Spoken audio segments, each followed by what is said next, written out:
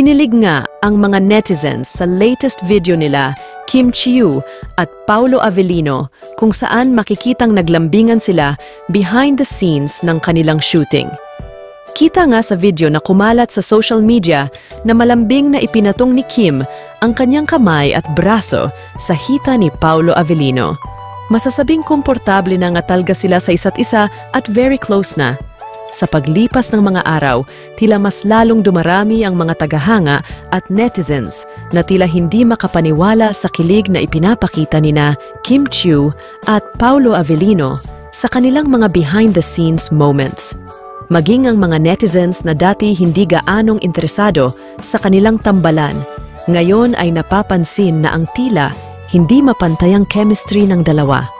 Ang video ay agad na nag-trending sa iba't ibang social media platforms na nag-iwan ng mga tagahanga na nag-aabang ng mas marami pang mga eksklusibong sandali mula sa kanilang dalawa.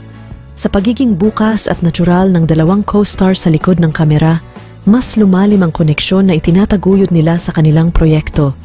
Hindi lamang sa on-screen ang kanilang kilig ay naglalabasan, kundi maging sa mga behind-the-scenes na eksena.